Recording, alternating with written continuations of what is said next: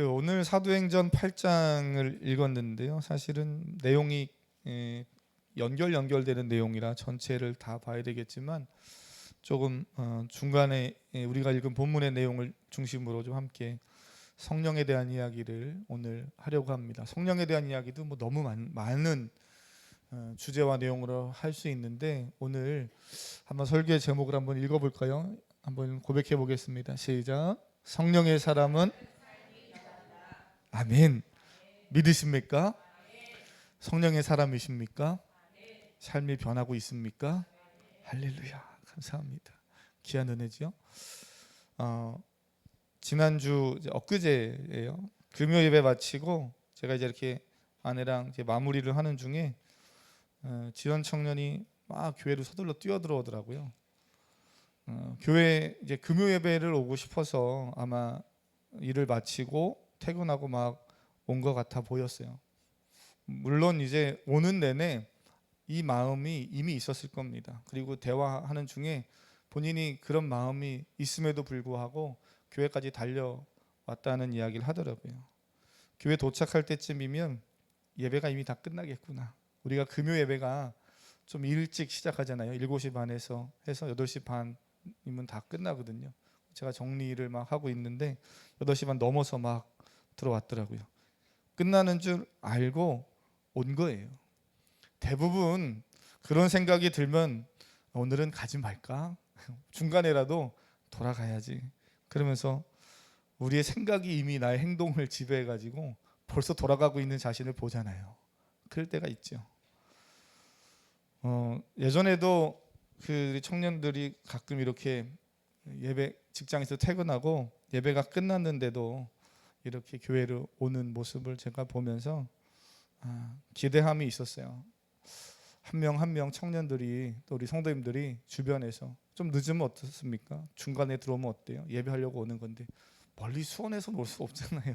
그 시간에는 그 예배 자리에서 또 예배를 하는 거죠. 근데 우리 성도님들 가까이 그래도 올 수 있는 거리에 있는 분들은 이렇게 와서 예배하고 또 그 대상이 우리 어르신들 또 우리 중년의 성도님들만이 아니라 청년들, 학생들도 예배 평일에 예배는 주일날만 가는 거야 이런 게 아니라 평일에도 좀 와서 예배하면 좋겠다 그런 마음이 있었어요.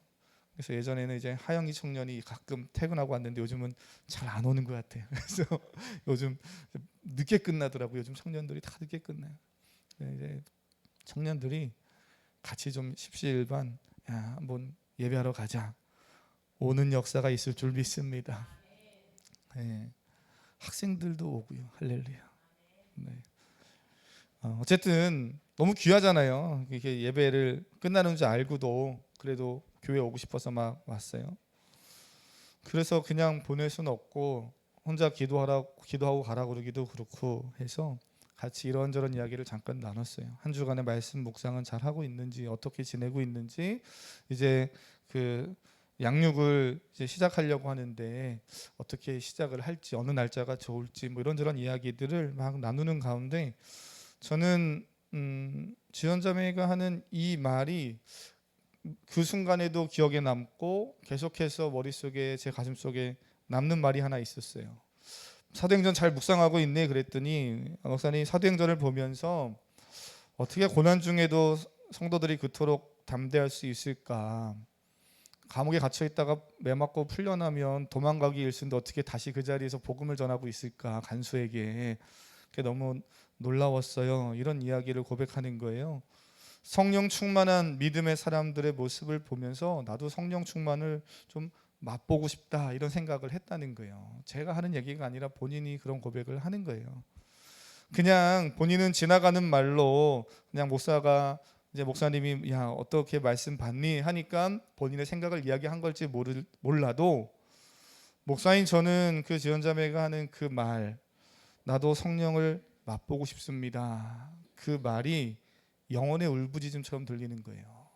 하나님이 이 영혼을 만지시고 있구나. 함께하고 계시는구나. 사랑하는 성도, 여러분의 심령 속에 내가 성령 하나님을 맛보고 싶고 하나님과 동행하고 싶고, 그게 무슨 충격적인 나도 감옥에 갇혔다가 풀려나면서 담대히 복음 전해야지 이런 일 만나는 거 말고요, 일상에서 성경을 보고 기도하고 오늘도 예배 자리에서 예배하고 또는 학교 가고 직장 생활 하는데 그 삶의 자리에서 성령이 역사하는 그 은혜를 그냥 이론이 아닌 삶으로 나도 경험하고 싶다.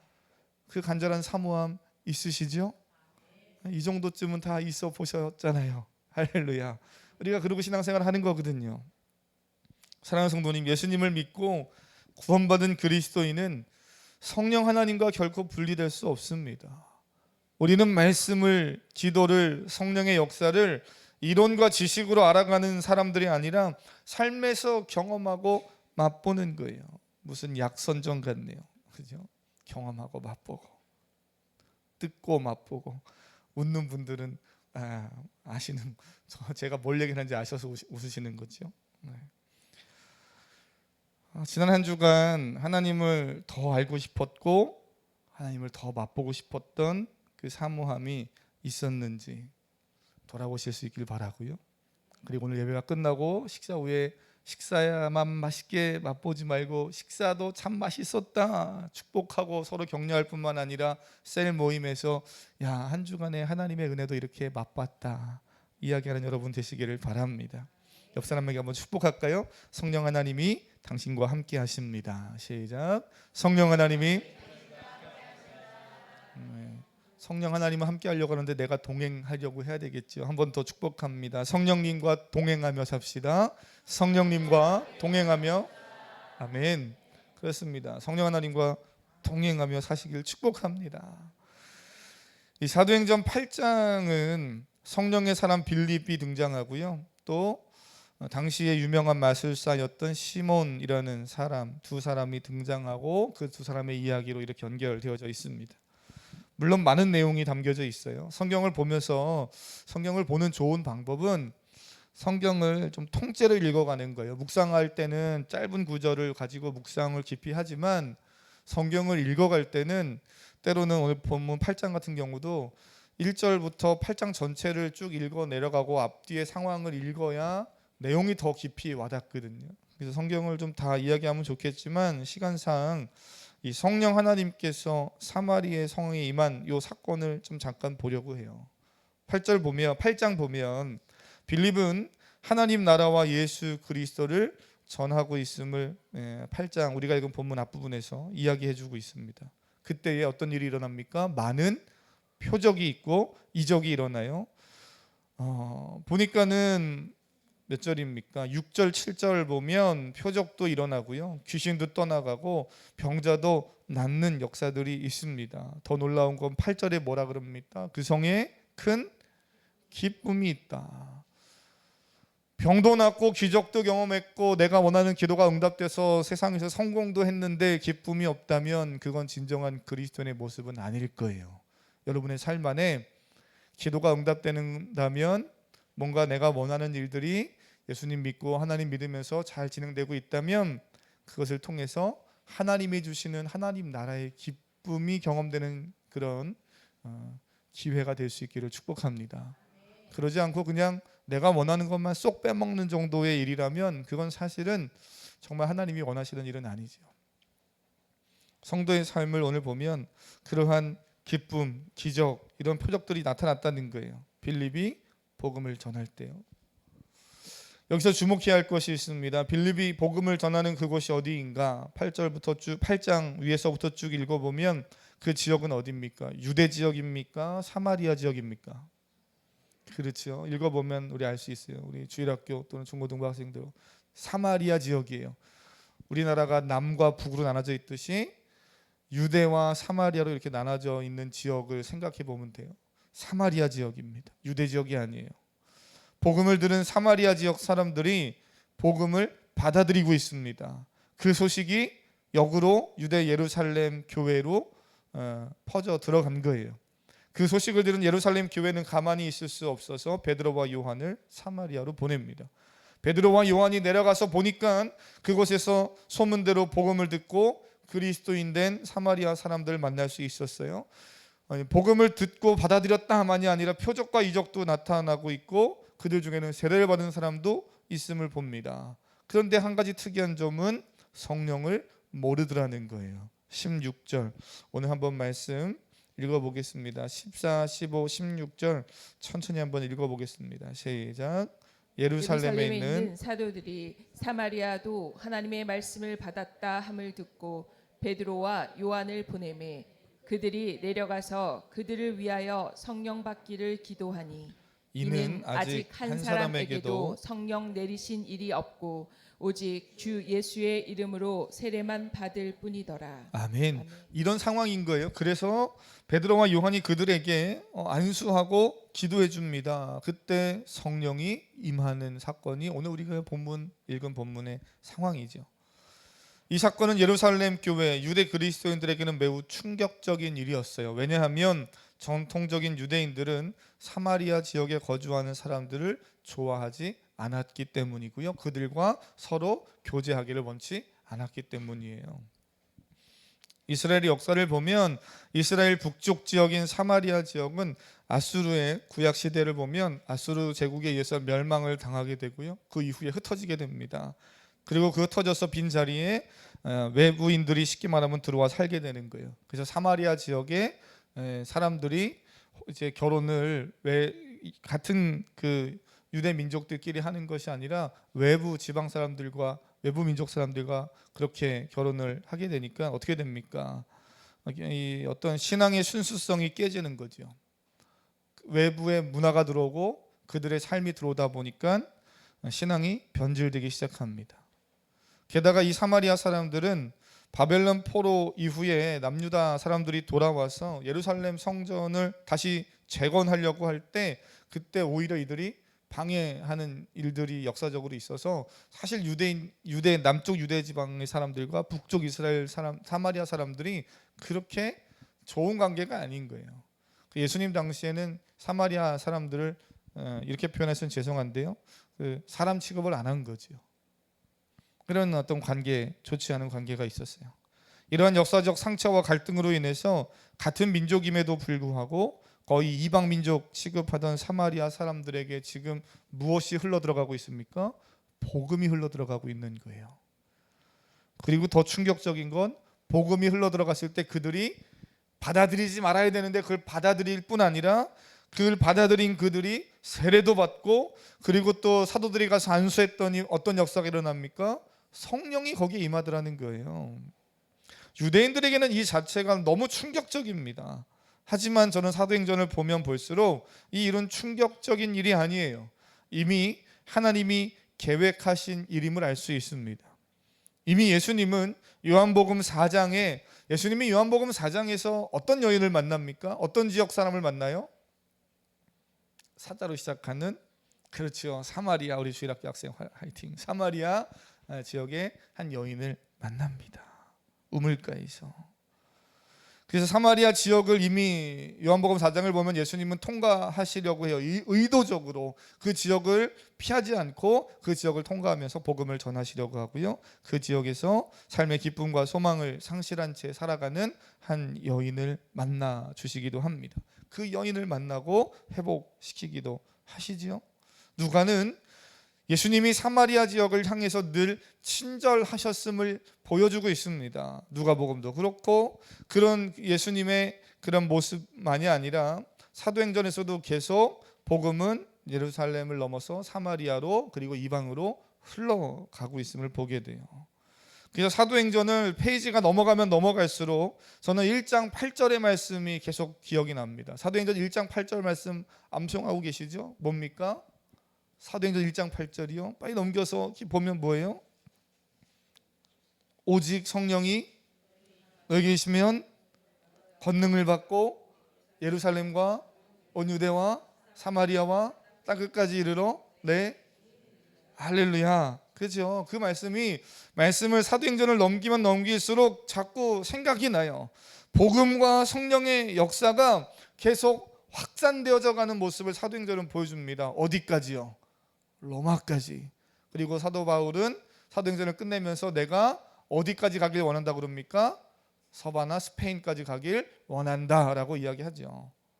복음과 성령의 역사는 인간의 갈등과 상처로 가로막힌 장벽을 허무는 줄 믿습니다. 복음이 가진 힘이에요. 복음이 우리 가정 안에 있는데 부부 사이의 관계가 막혀 있다. 여전히 복음을 잘 받아들이지 못하고 잘 이해하지 못한 거죠. 성령이 내 안에 역사하신다고 말하는데 우리가 세상 가운데서 하나님의 사랑으로 다가가 사람 어떤 장벽이 있고 사람을 만나는데 일을 처리하는 데 있어서 어려움이 있다면 넘지 못할 산이 있다고 말하는 것은 뭔가 우리 안에 여전히 문제가 있는 거예요. 사랑하는 성도님, 복음과 성령의 역사는 넘지 못할 일이 없습니다. 사회의 구조도 지역의 경계도 뛰어넘는 줄 믿습니다. 그 하나님의 말씀을 지식으로만 가지고 사는 그러한 성도들이 있어요.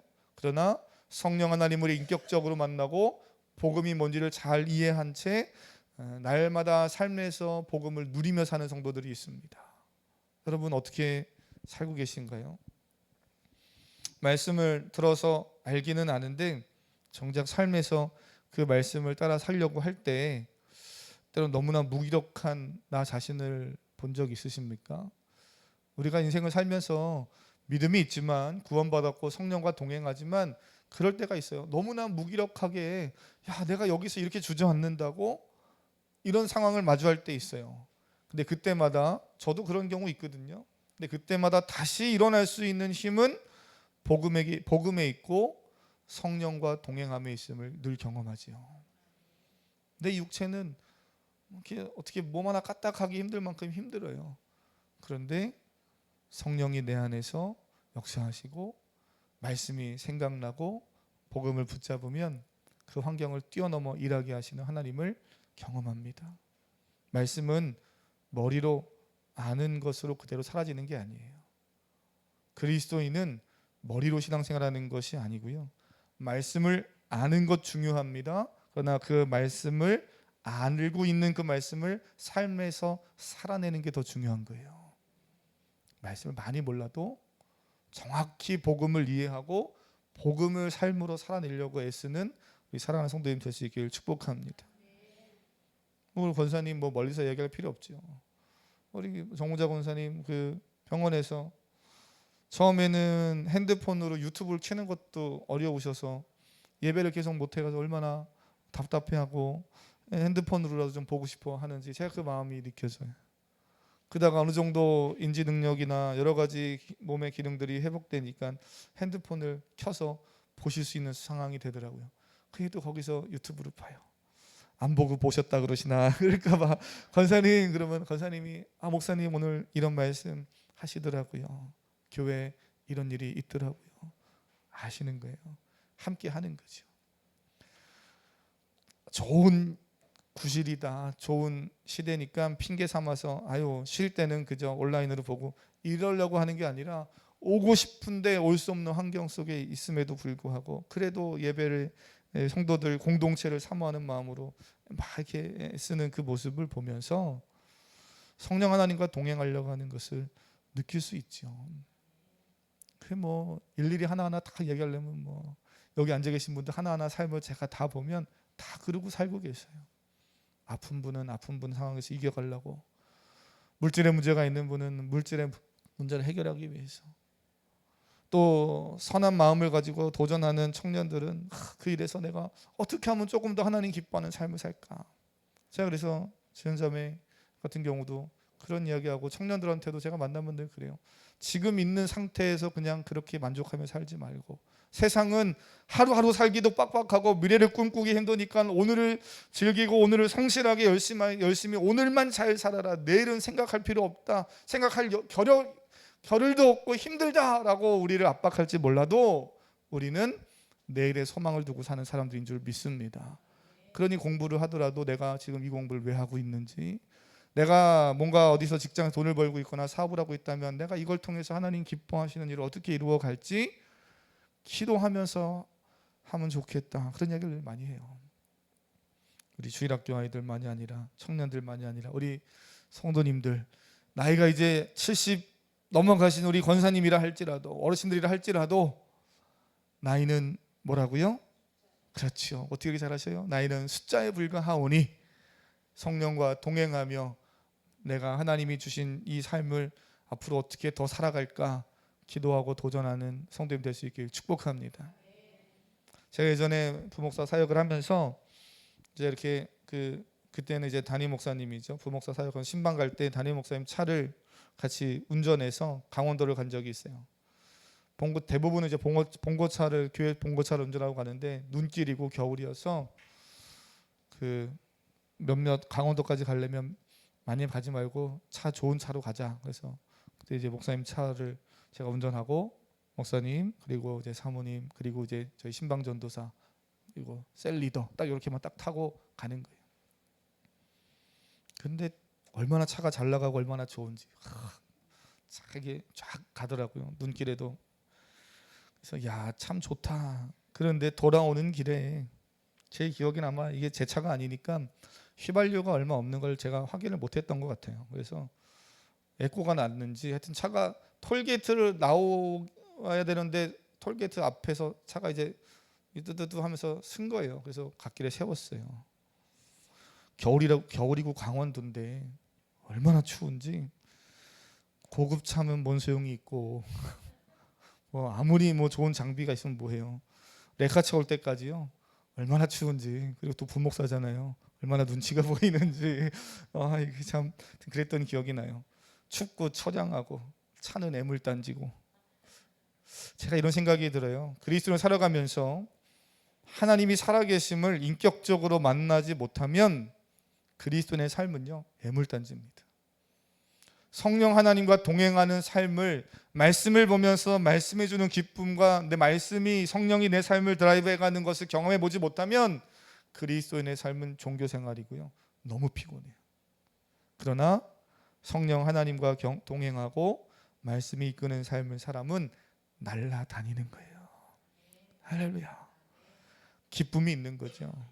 그 성의 기쁨이 넘치고 놀라운 기적이 일어나고요. 오죽하면 오늘 본문 보세요. 그 능력이 얼마나 멋져 보였으면 마술사 시몬이 자신이 가지고 있는 삶을 내려놓고요. 나 예수님 믿겠습니다 하고 오잖아요. 물론 그게 완전한 믿음, 그리스도의 변화는 아니었다는 것이 문제긴 하지만 오늘 본문에서 어쨌든 이 시몬이 그렇게 자신이 의지하던 마술을 내려놓습니다. 오늘 본문에 이 시몬이라는 사람이 등장하는데요. 9절부터 한번 쭉 눈으로 보세요. 꽤 유명한 마술사였어요. 우리 시대로 말하면 유명한 TV에 나오는 그러한 아주 탁월한 마술사죠. 어떻게 보면 엔터테이너 겸 마술사인 거예요. 우리가 요즘 보고 있는 그 유명한 TV에 나오는 마술사들은. 그런데 여기 나오는 시몬이라는 마술사는 그런 마술사가 아니고 어떤 악의 힘을 이용해서 주술적인 마술을 하는 그런 흑마술사 또는 우리나라의 표현으로 하면 강신무 같은 사람이죠. 근데 그가 자신이 행하는 마술과는 비교되지 않는 강력한 성령의 역사를 보면서 나도 그 힘을 좀 갖고 싶다 생각합니다. 그게 18절, 19절에 등장하죠. 한번 볼까요? 18절, 19절 한번 읽어보겠습니다. 시작. 시몬이 사도들의 안수로 성령 받는 것을 보고 돈을 들여 이르되 이 권능을 내게도 주어 누구든지 내가 안수하는 사람은 성령을 받게 하여 주소서 하니. 아멘. 그는 하나님을 오해하고요. 성령 하나님을 오해하고 있어요. 그래서 그는 하나님이 인격이신 하나님이 아니라 능력이고 힘이라고 생각했고 내가 소유할 수 있고 내 마음대로 쥐었다 폈다 할 수 있는 존재로 생각한 거죠. 그렇기에 큰 돈을 주고라도 사고 싶었습니다. 근데 가만히 생각해 보면 마술사 시몬만이 아니에요. 제가 과거에 그 크리스천 투데이라는 잡지가 있었는데요. 거기에 성령에 대한 오해 3가지를 적어놓은 내용이 있었는데 상당히 인상적이었어요. 3가지, 현대인들이 3가지 성령에 대해서 오해하는 게 있다는 거예요. 첫째는 성령을 인격이신 하나님이 아니라 능력이나 힘 정도로 오해한다는 겁니다. 성령 하나님은 능력이 아니고 하나님이십니다. 인격이신 하나님이셔요. 두 번째는 성령은 그렇게 어떤 인격이 아닌 능력과 힘을 생각하다 보니까 오시기도 하고 떠나시기도 한다고 오해한다는 거예요. 내가 원하면 소유할 수 있고 필요 없으면 버릴 수 있는 존재로. 그러지 않죠. 성령님은 언제나 우리와 내주하고 계시는 줄 믿습니다. 성령 하나님이 여러분 가운데 함께 계심을 느끼십니까? 성령 하나님 함께하고 계시는 거예요. 세 번째는 그 성령을 짜릿한 느낌 정도로 오해한다는 겁니다. 많은 기독교인들이 신앙생활하면서 기도하다가 또는 수련회를 참석하다가 놀라운 느낌, 놀라운 경험 이런 것을 체험하면, 또는 신비한 체험을 경험해서 병이 낫든 문제가 해결됐든 이런 걸 경험하면 감정적으로 어떤 느낌적으로 주관적으로 어떤 느끼는 그것을 통해서 성령 하나님이 나와 함께 계시는구나, 이게 성령이구나라고 오해한다는 건데요. 오해지요. 나의 감정, 나의 필링, 내가 느끼냐 안 느끼느냐와 상관없이 분명한 사실은요, 성령 하나님은 늘 나와 함께 하시는 줄 믿습니다. 우리가 이런 표현을 할 수는 있어요. 목사님, 요즘 내가 기도를 좀 많이 안 하고 내 몸이 지치고 힘들어서 그런가 성령 하나님이 함께 하지 않는 것 같아요. 네. 나는 성령 하나님과 좀 멀어져 있는 것처럼 느껴질지 모르지만 성령 하나님은 날 떠나지 않고 늘 나와 함께 하시는 분인 줄 믿습니다. 우리는 왜 성령의 사람 빌립과 마술사 시몬의 모습을 오늘 성경에서 이렇게 두 사람의 모습을 대조해서 보여주고 있는가를 생각해 봐야 돼요. 한 가지 충격적인 사실은요, 지금 이 마술사가 시몬이 13절 보면 어떻게 됩니까? 빌립이라는 복음을 듣고 세례도 받고요, 그리스도인이라는 그 공동체 안에 지금 들어왔다는 거예요. 그죠? 13절 보면 저는 이 표현이 너무나 재밌어요. 시몬도 믿고 세례를 받은 후에 뭐라 그럽니까? 전심으로 빌립을, 그렇습니다. 전심으로 누굴 따라다녀야 돼요? 그렇죠. 예수, 복음님, 하나님 나라 그 가치와 원리를 따라서 살아가야 되는데, 성령의 인도하심을 따라 살아야 되는데 빌립을 계속 따라다닙니다. 왜요? 빌립이 행하는 그 능력이 나도 좀 있었으면 좋겠다 하는 그 마음 때문이죠. 근데 어찌됐든 이 사람은 예수 복음도 받아들였고 세례까지 받았어요. 공동체 안에 들어왔고 빌립도 열심히 따라다닙니다. 겉으로 볼 때는 너무나 완벽해 보이죠. 하지만 그 사람에게 한 가지 정말 중요한 게 없었어요. 뭐가 없습니까? 하나님과 인격적인 만남이 없는 거예요. 시몬은 자신의 목적을 위해 자신이 의지하는 힘이 아닌 자신이 지금까지 의지하며 마술했던 그 힘보다 더 큰 힘이 여기에 있구나 해서 그 힘을 붙잡았을 뿐이죠. 복음이 좋아서, 복음이 내 삶을 사로잡아서 내가 복음을 받아들이고 성령으로 거듭난 그리스도인이 된 것이 아니라, 내가 지금 믿고 있는 의지하면서 돈벌이했던 그 힘보다 여기 보니까 빌립이 가지고 있는 힘이 더 커 보이네, 더 큰 힘을 그냥 선택한 것 뿐이었던 거예요. 더 많은 돈을 벌기 위한 목적 때문에 하나님을 선택한 거죠. 저는 이게 상당히 우리가 이 시대에 주목해보고 분별력을 가지고 잘 봐야 할 모습입니다. 시몬이요, 복음을 믿는다고 했어요. 그래서 마술도 포기하지 않습니까? 이런 거예요. 어제까지 믿었던 종교, 어제까지 의지했던 삶의 방식을 포기한 것처럼 보여요. 겉모습만 보면 엄청난 변화를 경험한 것 같지요. 진정한 그리스도인이 된 것처럼 오해하기 쉽습니다만 그의 삶은 여전히 마술로 인기를 얻고 돈을 얻었던 때와 동일한 방식으로 삶을 유지하고 있어요. 단지 그 힘의 원천을 어디로만 옮겼을 뿐이에요. 그죠? 그 악의 힘이 아닌 하나님, 성령이라는 힘을 좀 가져보고 싶다는 생각으로 옮겼을 뿐인 거죠. 많은 그리스도인들이 이렇게 살아갑니다. 복음을 듣고 믿겠다고 결단했지만 여전히 사람의 인기와 돈과 권력을 얻는 일에 삶의 목적이 있고요. 교회 나와서 예수님 믿는다고, 그래서 하나님을 사랑한다고 말하지만 여전히 삶의 가치는 세상 가치에 가득 젖어 있어서 삶을 들여다보면 삶의 방식은 세상 방식으로 내 방식대로 사는 거예요. 이런 시몬과 같은 모습이 현대 그리스도인들에게 많이 있지요. 그래서 이미 오래전에 로이 존스 목사님 같은 경우는 이렇게 표현했더라고요. 이 시몬에 대해서 이야기하기를, 시몬은 능력을 얻고 싶었다. 그는 전혀 달라지지 않았다. 그러므로 우리는 말뿐 아니라 삶의 전체적인 방향을 확인하고 더 나아가 기독교를 어떤 식으로 구현해내고 있는지를 확인함으로써 자기 자신을 점검해야 된다. 동의하십니까? 그냥 예수님 믿고 내가 좀 뭔가 어제보다 좀 달라졌지? 기도했더니 좀 응답도 있는 것 같고, 소신자 때는 기도했더니 하나님이 막 내가 기도하는 거 들어주는 것 같고, 이런 거 말고요.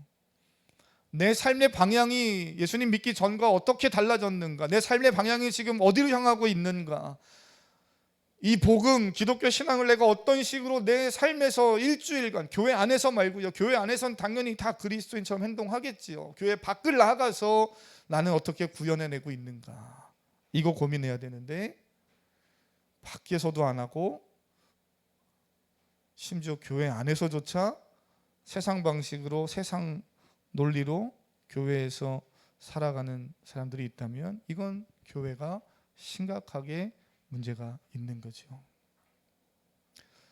복음을 들었다고 성경의 내용을 좀 안다고 그리스도인이 되는 것은 우리가 아니라는 거 너무 잘 알고 있습니다. 목사님 나 세례까지 받았는데요. 물론 안 받은 것보다 낫지만 그렇다고 해서 그리스도인이 되는 건 아니죠. 세례 자체가 그리스도인이 되게 하는 건 아니잖아요. 그리스도인은 성령 하나님을 인격적으로 경험한 사람입니다. 그러한 그리스도인은 복음에 대한 확신도 분명할 수밖에 없어요. 여러분이 지금, 그래서 우리는 이 시간 이 두 가지를 좀 점검해야 됩니다. 나는 진정 하나님을 만난 그리스도인인가? 그래서 내가 무엇을 믿고 있는가에 대한 복음이 분명해야 돼요. 그것이 분명하지 않다면 지금 하고 있는 풍성한 삶의 초대, 풍성한 삶의 첫걸음, 양육으로 들어오셔서 함께 말씀 안에서 내가 무엇을 믿고 있는지를 점검하고, 내가 정말 구원받았는지, 내가 정말 예수 그리스도 안에서 회심한 성령과 동행하는 사람인지를 다시 한번 점검하며 신앙의 방향, 삶의 방향을 바르게 세팅하는 우리 사랑하는 성도님들 될 수 있기를 바랍니다. 중요한 거예요. 그리고 한 가지 더, 교회 밖에서는요, 내가 기독교 신앙을 통제하려고 하는지 아니면 복음이 나를 이끌어가게 하는지를 한 주간의 삶에서 보시길 바랍니다. 한 주간의 삶을 살면서 내가 세상 속에서 어쩔 수 없는 거야 그러면서 그냥 기독교인으로서 세상과 그냥 그렇게 어우러져 사는 것이 아니라, 내가 살아가는 삶의 현장에서 복음이 나를 이끌어갈 수 있도록 나를 끊임없이 그 복음 앞에 내어놓는지, 성령 앞에 순종하는지 점검하시고 믿음으로 살아가는 우리 귀한 성도님들 다 되기를 주님의 이름으로 축복합니다. 그래서 우리 지난주에 한번 찬양을 배워봤는데요, 이 찬양을 좀 한번 다시 고백해 보려고 합니다. 하나님은 지금도 살아가는 성도님들을 계속 부르십니다. 내가 목사님 한 40년 50년 평생을 신앙생활 했습니다. 지금 뭐 직분이 있고 권사고 장로고 뭐 안수집사고 해도요, 스스로를 다시 돌아보셔서 하나님이 다시 우리에게 복음으로 성령으로 다가오셔서 말씀하시고 우리에게 믿음으로 도전하실 때, 하나님 내가 복음이 분명하지 않으면, 내가 한 주간의 삶을 정말 성령 하나님의 인도하심이 아닌 내 삶으로 내가 지금까지 살아온 것 같았으면, 오늘 이 찬양 고백하면서 다시 내가 주님 앞에 결단합니다. 그런 마음으로 믿음으로 고백하시고요, 스스로를 위해서 함께 기도하시고 또 옆에 좌우 앞뒤에 있는 성도님들을 축복하면서 기도할 수 있기를 바랍니다.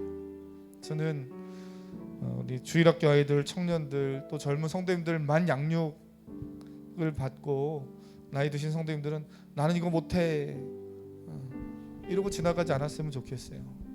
이미 우리 권사님 중에서도 양육을 1년 넘게 저랑 같이 잘 하신 우리 권사님들 있습니다. 지식으로 뭘 배우려고 하는 게 아니잖아요. 말씀 안에 우리가 한 걸음 한 걸음 내 삶을, 내 생각을 이렇게 던져보는 거예요. 하나님이 알게 하시는 만큼 가는 겁니다. 인도하시는 만큼 가는 거예요. 하나님이 더 깊게 인도하시는 그런 은혜가 있다면, 또 청년들, 또 학생들, 우리 젊은 집사님들 그런 은혜가 있다면 주저하지 말고 더 깊이 가실 수 있기를 바랍니다. 요만큼까지만 가야지 머무르지 마세요. 그리고 우리 어르신들도, 권사님들도 포기하지 마시고 함께 서로를 위해서 기도하면서 이 신앙을 끝까지 우리 교회 공동체 안에서 잘 만들어갈 수 있길 축복합니다. 그 마음으로 함께 찬양하고 기도하겠습니다.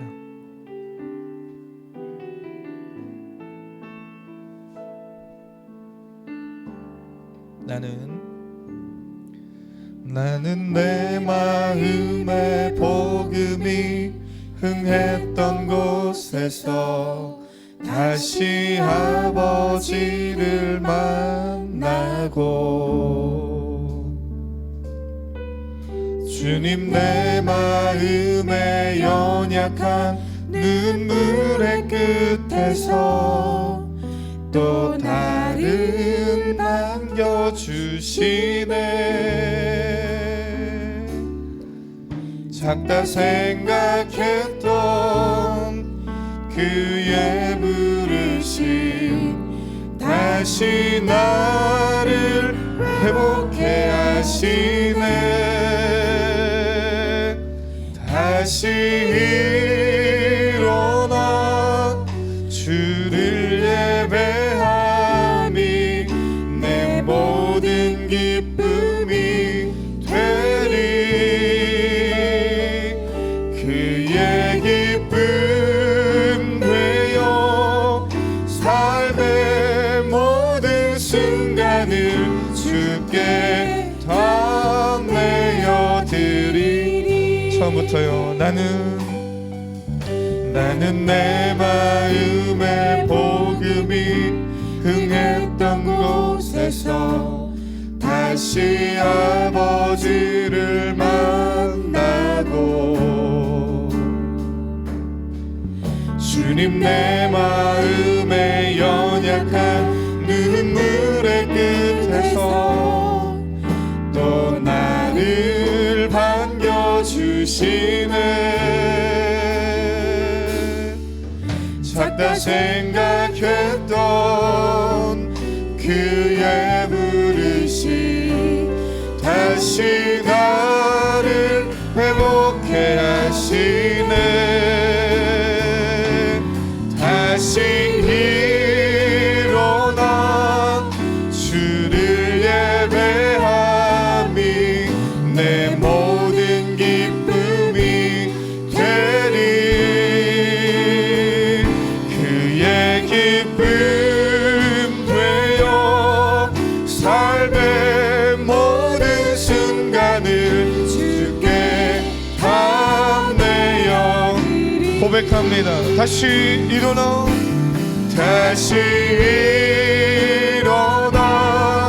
주를 예배함이 내 모든 기쁨이 되리.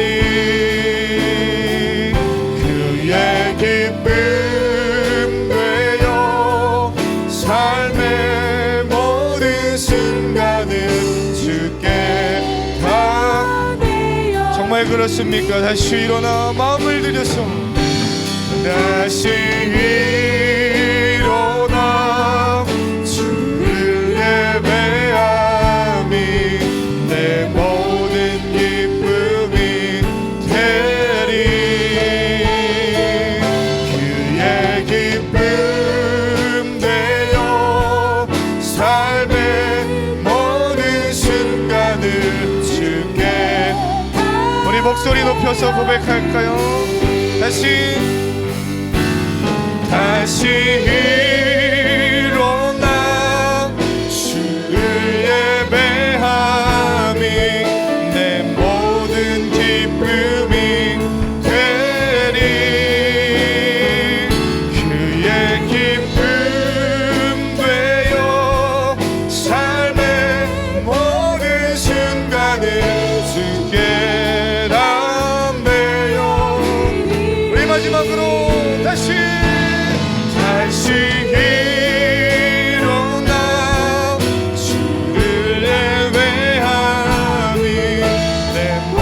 모든 기쁨이 되리. 그의 기쁨 되어 삶의 모든 순간을 주께 담대히. 우리 그 마음으로 주여 한번 부르고 우리 말씀 기억하며 기도하겠습니다. 주여, 살아계신 여호와 하나님 아버지,